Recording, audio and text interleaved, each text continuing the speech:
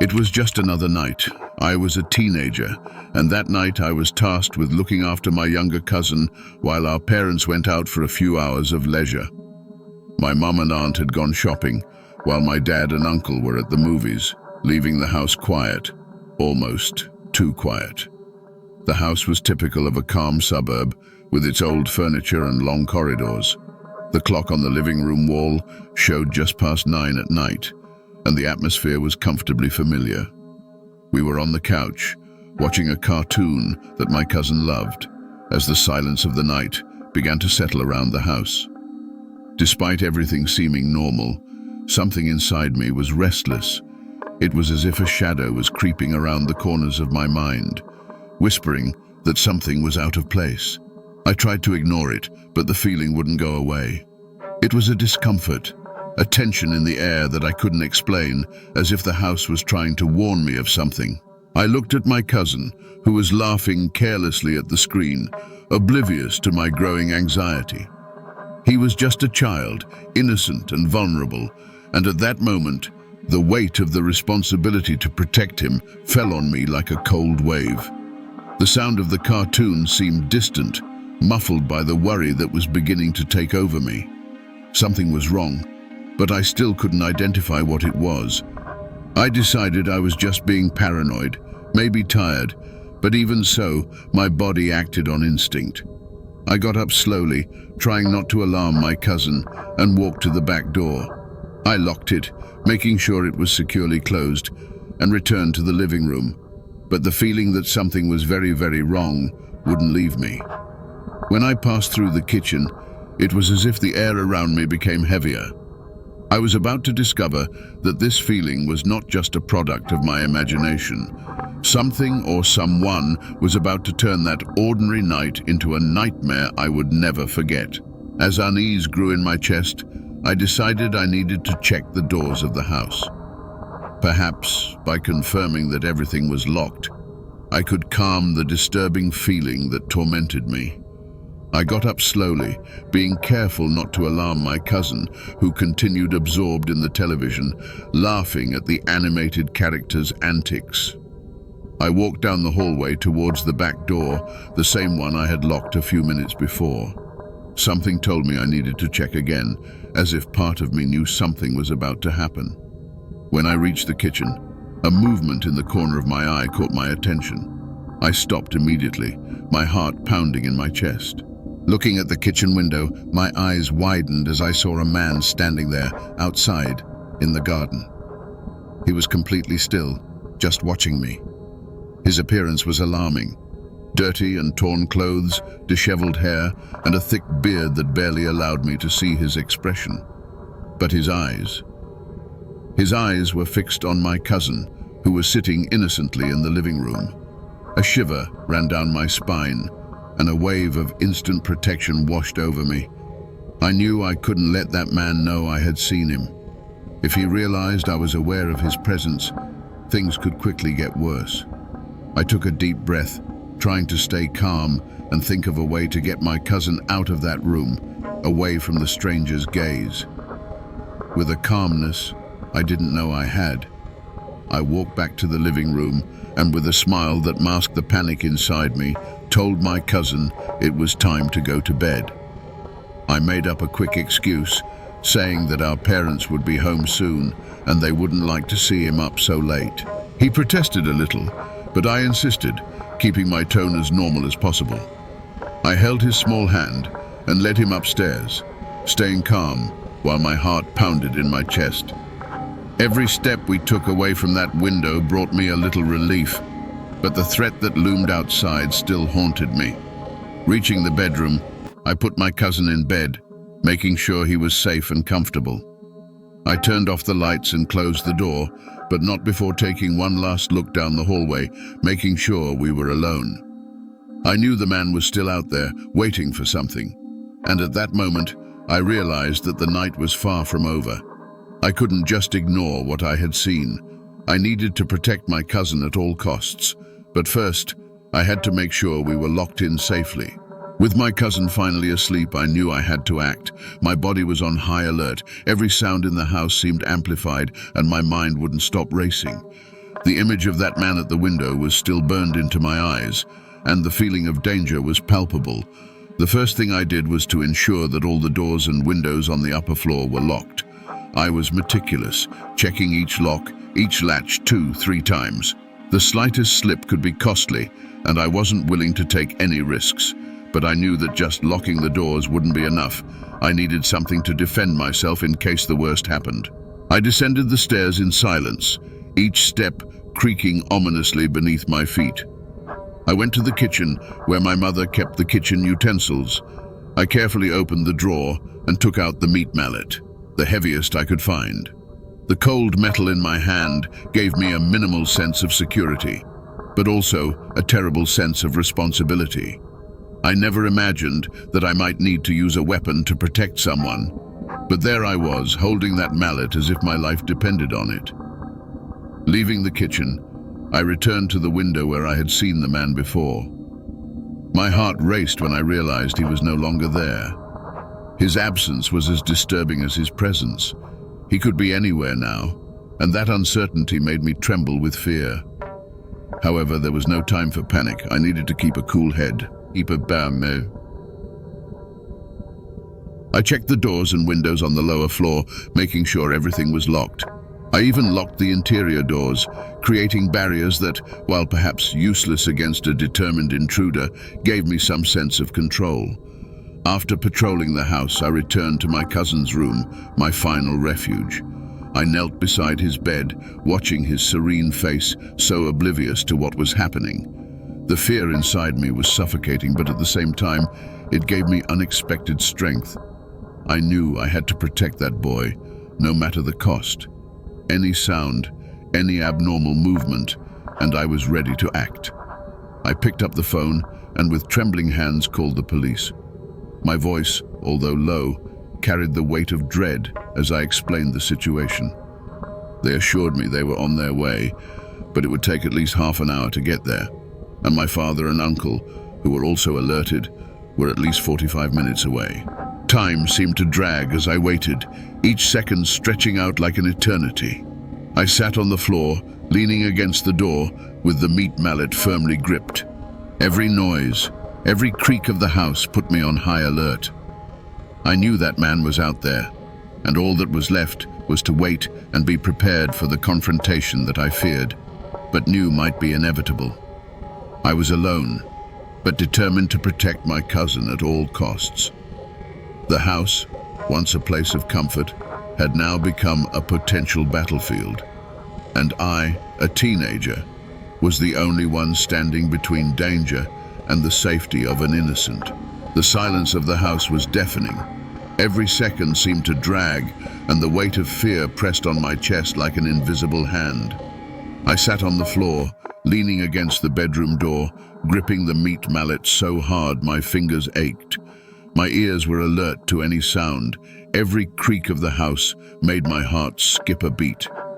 Then, as if the world itself decided to end the tension, the sound I feared most echoed through the house. A shattering of glass, clear and sharp, like a scream in the night. The sound came from below, perhaps from the kitchen or the living room, and each fragment of glass that fell to the floor was like a beat of a war drum, announcing the beginning of what I knew was to come. I swallowed hard, trying to control the panic that threatened to consume me. I knew I needed to stay calm, but the reality of what was happening was almost unbearable. There was someone inside the house. The man I had seen outside, the same one who watched my cousin with those disturbing eyes, was now inside, and he was closer than ever. The footsteps began. Heavy, slow, as if each movement was calculated to maximize the terror it caused. I could clearly hear the sound of the boots against the wooden floor, the creaking of the boards as he moved through the house. He was exploring, searching, and with each step, I felt the tension increase to the point where breathing became difficult. I didn't dare move. I held the mallet firmly, as if it were my only line of defense against the imminent danger. I heard the footsteps approaching the stairs, the unmistakable sound of heavy boots climbing step by step. My heart was pounding so hard it seemed to echo through the room, like a war drum announcing my presence. The man was upstairs now, and each door he opened made the terror inside me grow. First, he opened the door to my aunt's room. The creak of the wood echoed through the hallway, followed by footsteps as he searched the room. Then, the bathroom door. More footsteps, more time dragging on at a pace that seemed to torture me. I knew our door was next. Every muscle in my body was tense, prepared for the worst, as I waited for the sound of the doorknob turning. But to my surprise and temporary relief, the footsteps began to move away. The man was going back down the stairs. He hadn't found us yet, but I knew it didn't mean we were safe. The sound of footsteps began to descend the stairs again, but this time, he wasn't just going away. I heard the cellar door open, followed by the sound of footsteps descending to the lowest level of the house. My relief was momentary. I knew he was just changing tactics, looking for another place to hide, or perhaps waiting for something. I didn't know what was to come, but one thing was certain. This night was far from over, and the real terror was yet to be revealed. The silence that followed the man's descent into the cellar was even more terrifying than the footsteps that preceded it. I sat on the floor of the room, every fiber of my being on high alert, and the weight of the situation crushed me. Down there, somewhere in the darkness, was a man who I knew would not stop until he found us. The thought that he could be coming up at any moment was unbearable. I knew the confrontation was inevitable. There was no more escape, no more doors to lock or safe hiding places. The man was in the house, and it was only a matter of time before he climbed the stairs again, ready to face whatever he found. And I, with a meat mallet as my only defense, stood between him and my sleeping cousin. The tension in the room was almost tangible, like a thick veil of fear that enveloped me. Every second dragged on, as if time was conspiring against me, stretching out the terror in a slow torture. I tried to breathe calmly, but the air seemed thin, heavy with the imminent threat. Then it started again. The sound of footsteps climbing the stairs, this time slower, more calculated. Each step he took was like a beat of a mournful drum, marking the rhythm of my own anxiety. I knew he was closer now, that he would soon be at our door. The idea of facing that man, of protecting my cousin, was both terrifying and inevitable. I gripped the meat mallet tighter, feeling the cold metal against my sweaty skin. My mind raced, desperately trying to formulate a plan, anything that could give us a chance to escape. But everything seemed useless. I was just a teenager, facing a threat that was far beyond my comprehension. The footsteps stopped. He was at the top of the stairs now, and the silence that followed was deafening. I could feel his gaze, even through the walls, as if he knew exactly where we were. My mind prepared for the worst. I knew he would come, that he would open the door, and that at that moment, my only choice would be to fight or die trying to protect my cousin. The seconds that followed were eternal. Every sound in the house seemed like an omen of death, and I was prepared for the confrontation. At that moment, the only thing that mattered was keeping my cousin safe, and for that, I was willing to do anything. Every muscle in my body was tense, ready for the battle I knew was coming. I heard the sound I feared so much, the doorknob of the cellar door turning. The man was coming out of his hiding place, and now there were no more barriers between him and us.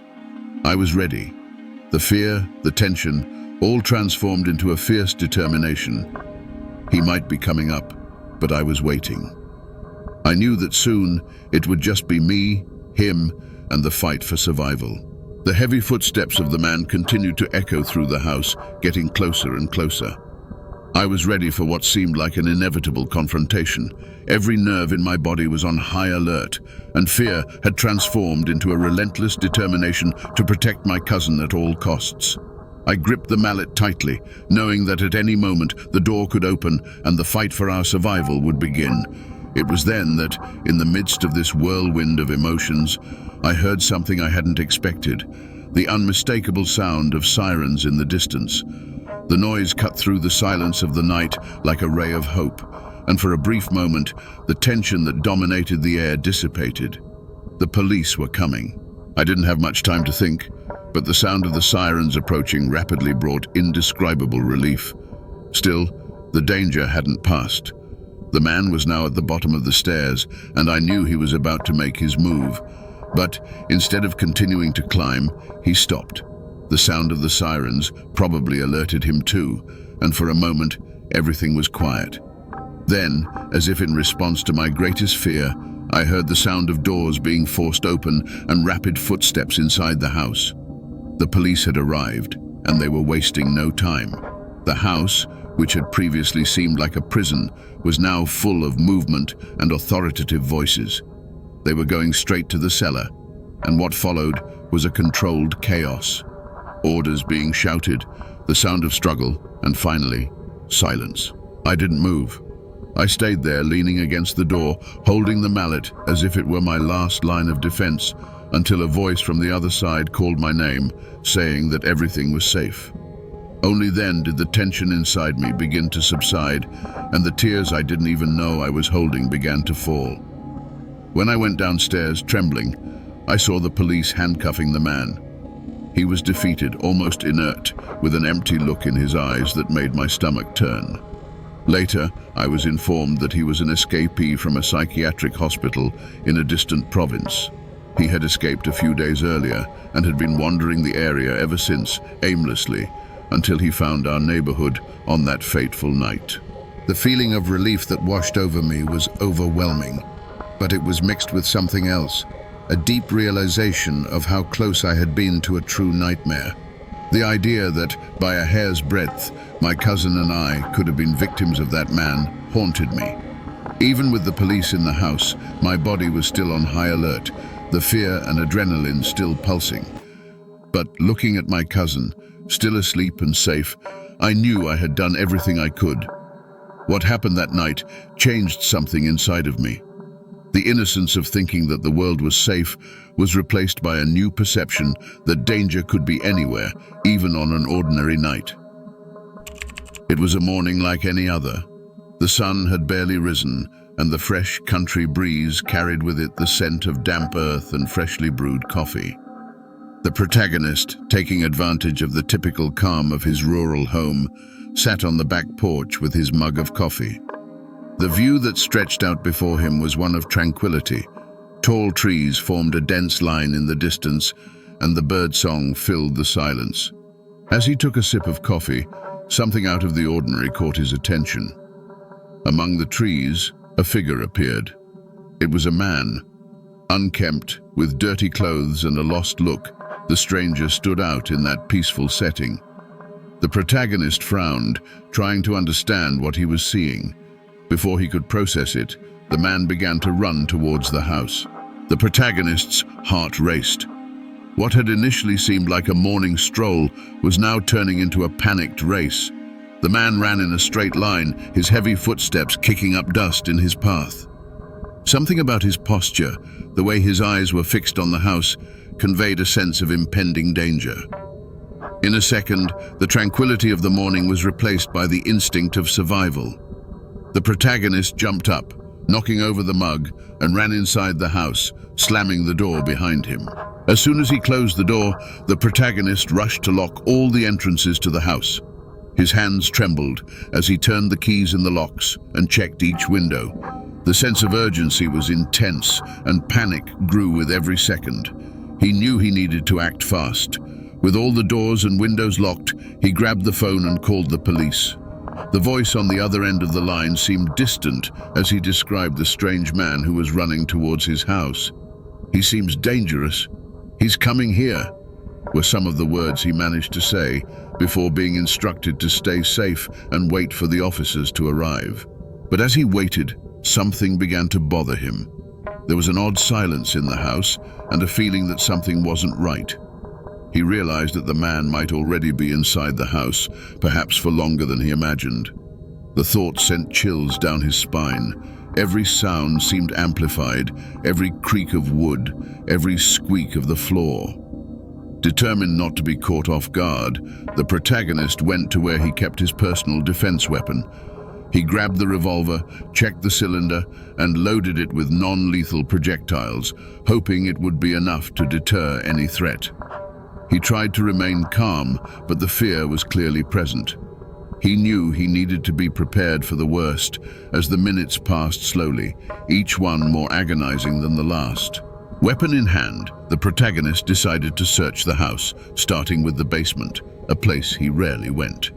The stairs creaked beneath his feet, adding to the feeling that something was terribly wrong. Upon reaching the basement, he immediately noticed that the door was unlocked, something he would never allow to happen. A shiver ran down his spine. Further in, objects were out of place. Boxes that he knew were stacked neatly were now scattered across the floor. The protagonist's heart began to beat even faster as he realized what this meant. The intruder had been inside the house for longer than he had imagined. The mere thought that someone had been there, hidden, while he was off guard, was terrifying. Suddenly, the sound of footsteps echoed up the stairs. He looked up at the basement door and saw the intruder, now clearly visible, beginning to climb towards him. The man had a fixed and determined look, as if nothing could stop him. The protagonist raised his weapon, trying to keep his hand steady. He shouted for the man to stop, but there was no response. The intruder continued to climb, step by step, without hesitation. The tension was unbearable. Every step the man took seemed to bring the protagonist closer to an inevitable confrontation. He knew that soon he would have to make a decision, as the terror of what was to come enveloped him. The tension in the air was palpable as the intruder reached the top of the stairs. With no other choice, the protagonist grabbed his safety equipment and fired the first defensive measure, something that should have caused immediate pain. The sound echoed through the house, but surprisingly, the man barely reacted. Only a brief hesitation before he continued to advance, as if nothing had happened. Panic began to set in. Desperate, the protagonist tried a second approach, using a less lethal resource aimed at the intruder's chest. The impact was strong, but the man did not stop. Only a low grunt escaped his lips as he moved forward, his eyes fixed, as if in a trance, completely oblivious to the pain. With the situation becoming critical, the protagonist knew he needed to try something more forceful. He prepared for one last attempt, applying a more intense measure. The impact was visible, creating a significant mark on the intruder's chest, and for a moment, it seemed like he would stop.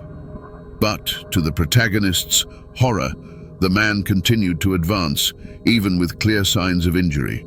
Each step was heavier and slower, but he did not stop. The protagonist could hardly believe what he was seeing.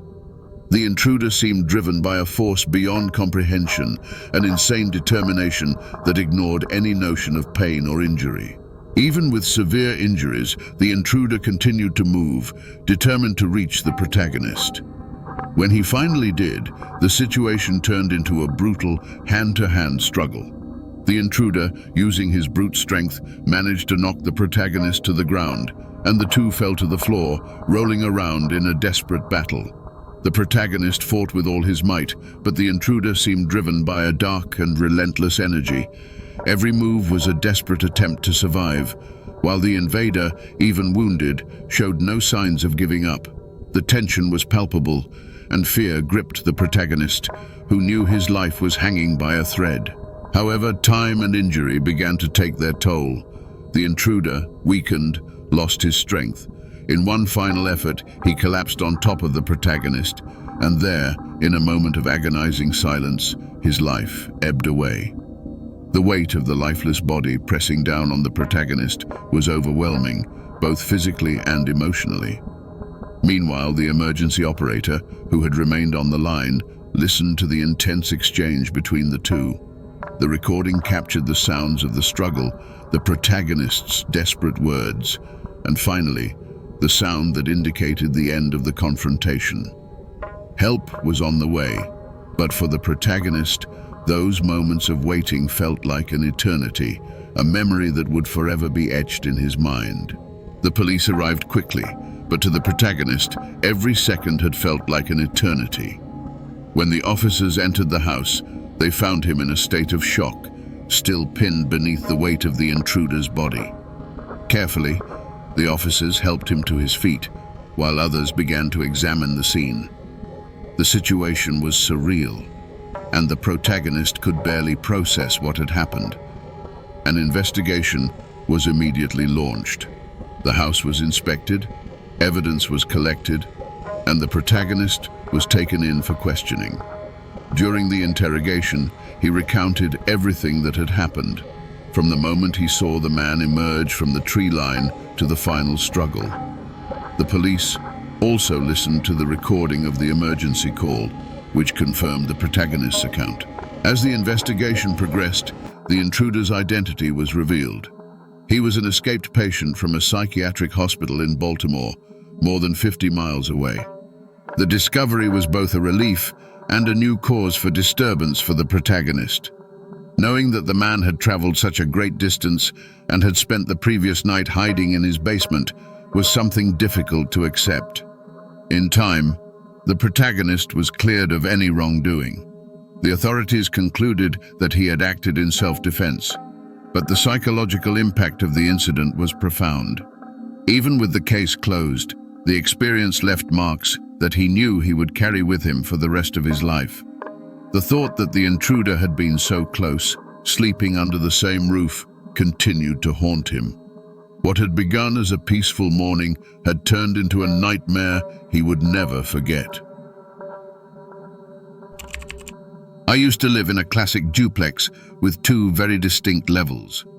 The upper floor was where everyday life happened: the kitchen, the living room, and the master bedroom, where my ex and I spent most of our time. It was a cozy space where our 4 cats would lazily spread out, enjoying the tranquility of the environment. They were serene creatures, always keeping close, but there was something peculiar about them. As curious and exploratory as they were, they never went downstairs. It was as if an invisible barrier kept them away from that level of the house. The lower floor, in contrast, had a completely different energy.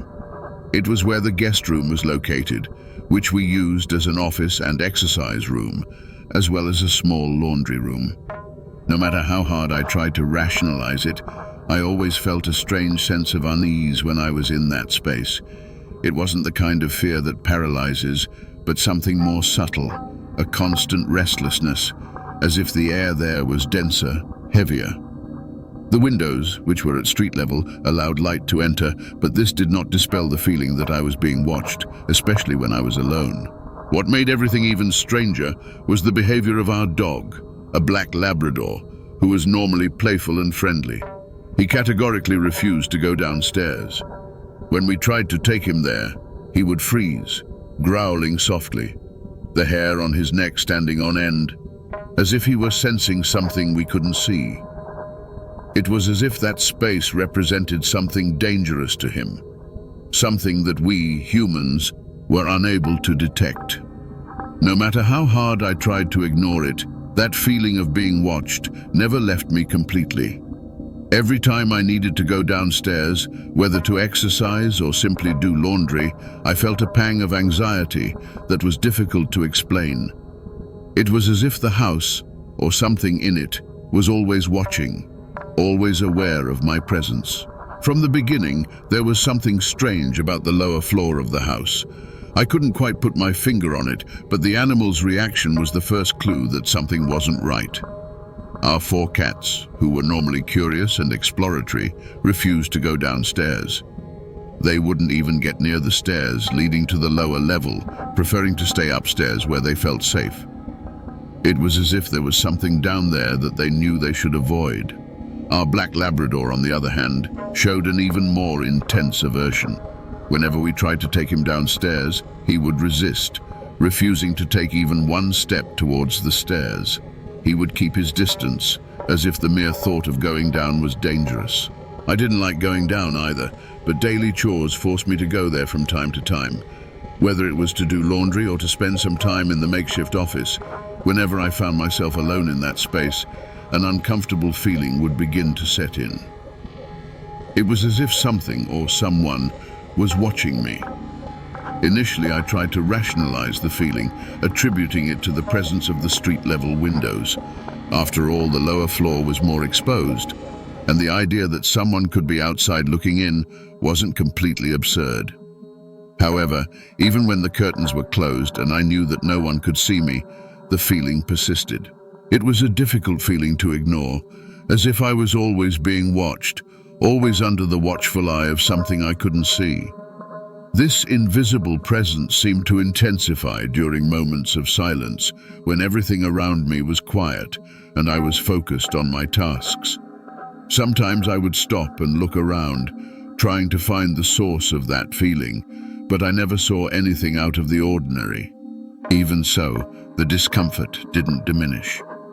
What I had initially considered just a passing impression now became a constant, a feeling I carried with me every time I went downstairs.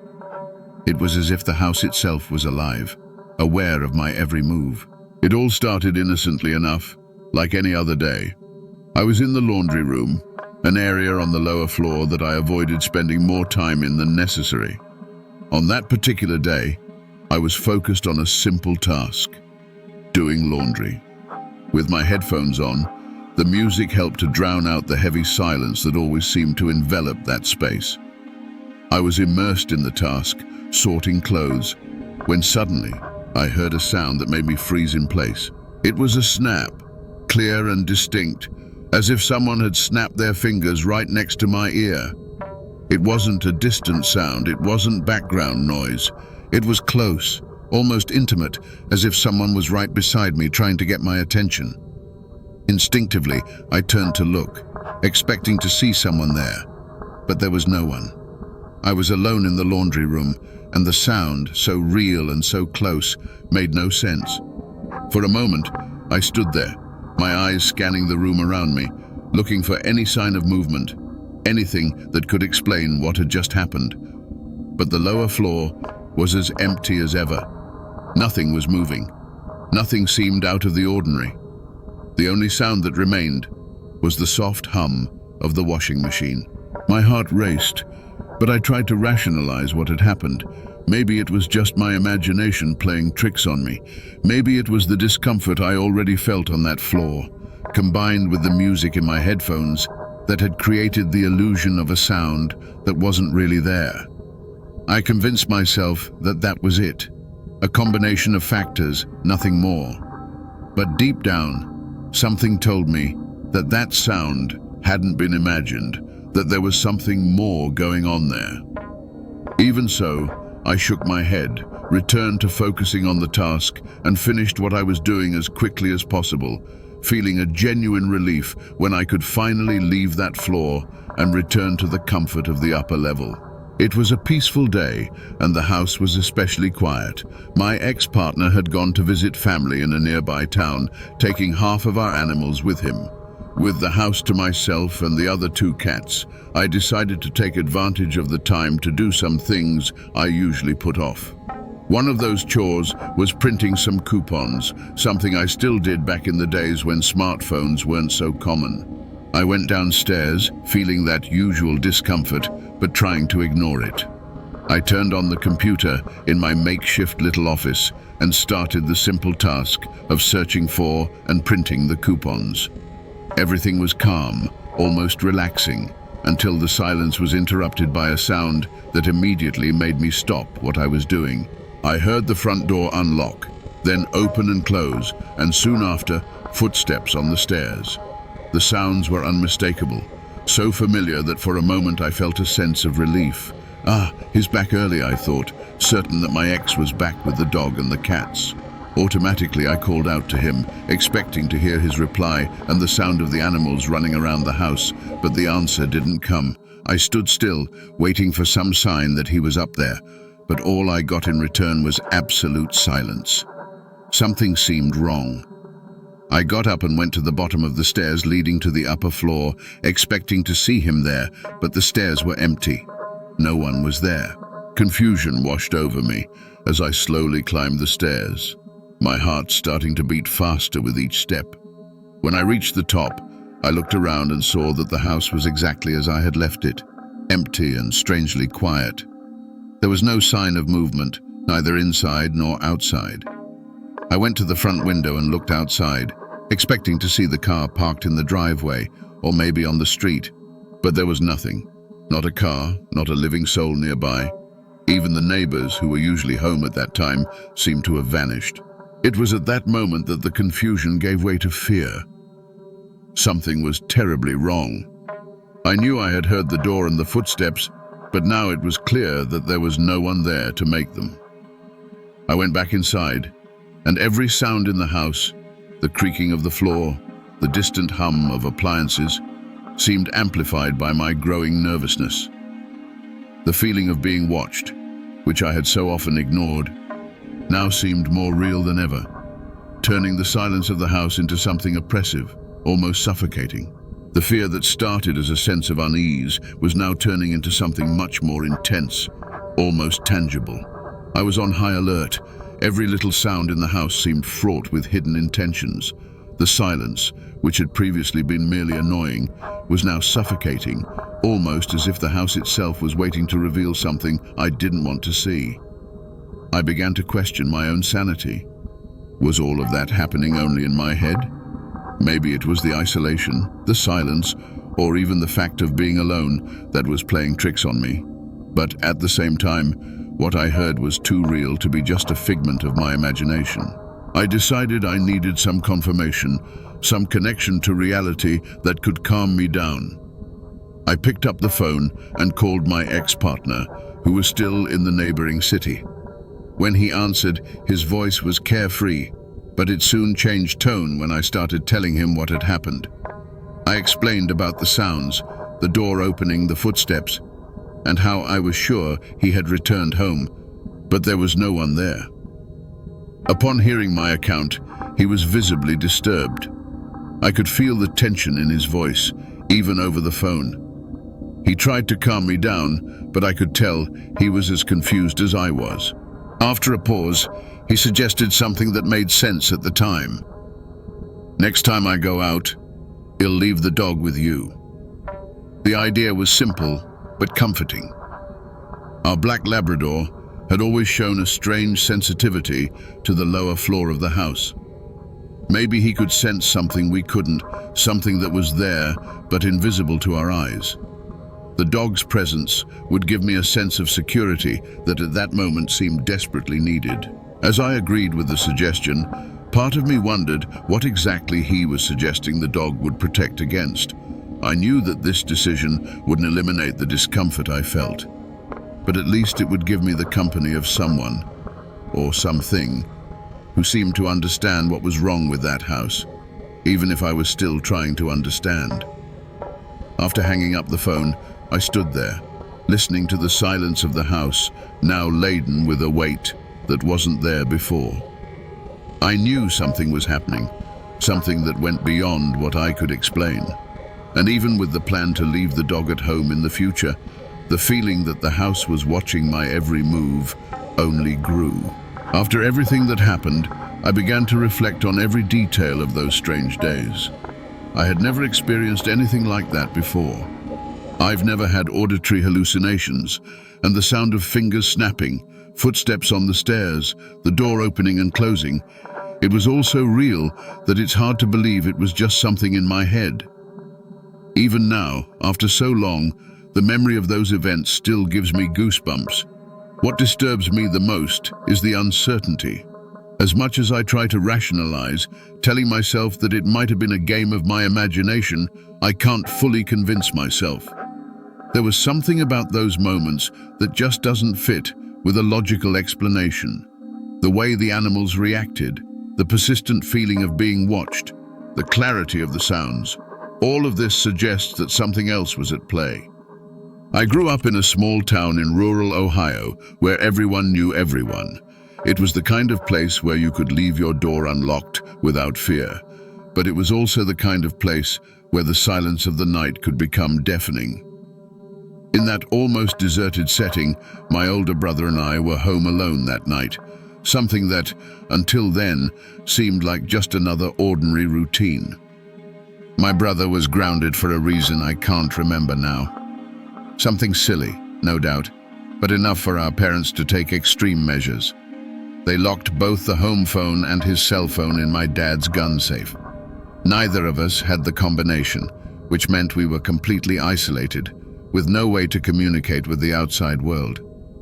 In such a small town, where most of the neighbors were elderly, this feeling of disconnection seemed even more intense.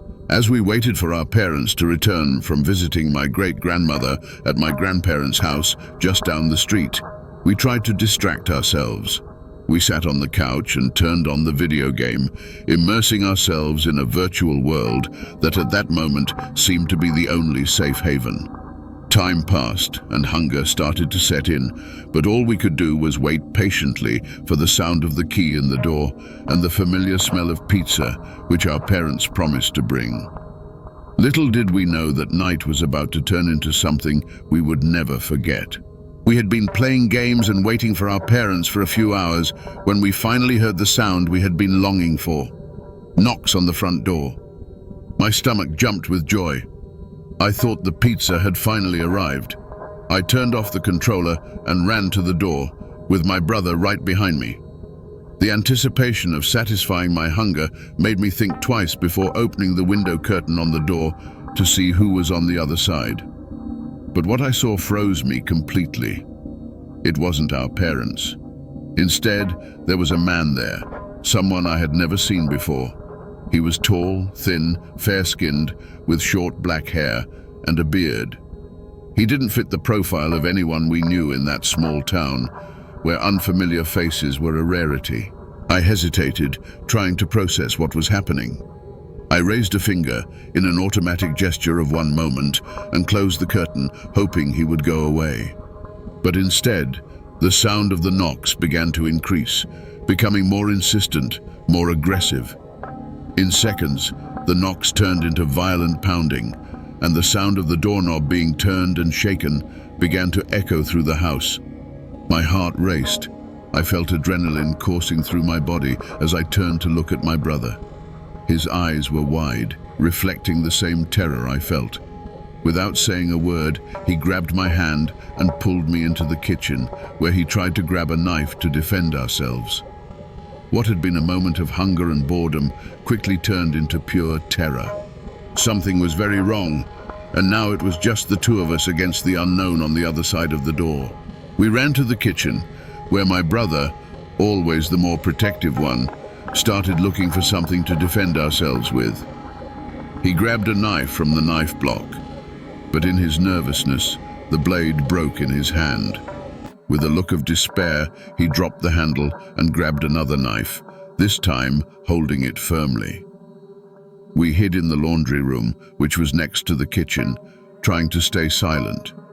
I could hear my own heart pounding in my ears, and my brother's rapid breathing reminded me that we were in a situation we had never imagined.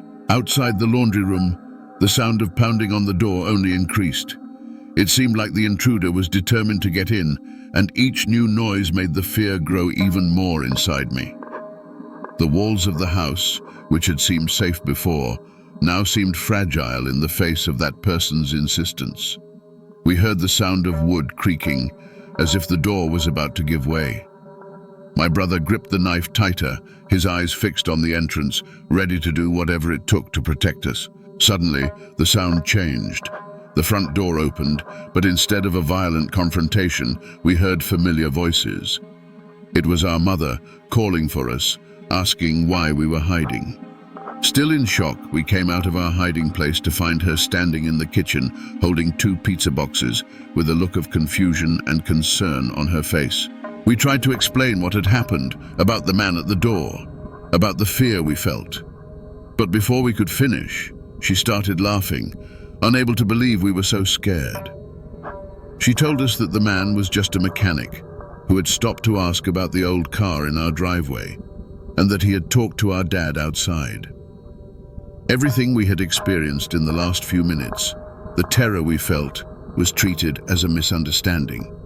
As she hugged us and tried to calm us down, a part of me still couldn't shake the feeling that something was wrong, that it shouldn't have happened that way. That night, after the scare passed and we settled on the couch to eat the pizza, a part of me couldn't disconnect from what had happened.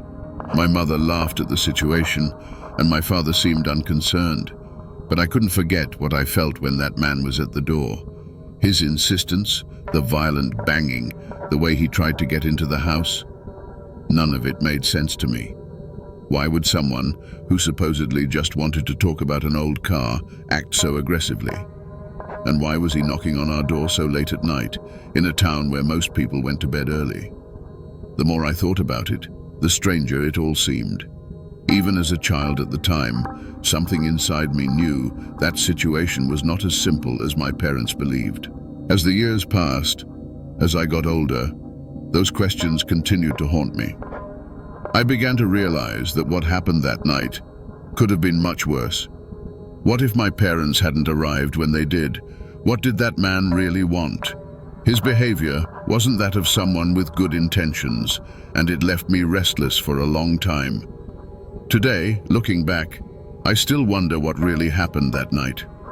Maybe my parents were right. Maybe it was just a misunderstanding. But deep down, I feel like there was more to it than they realized.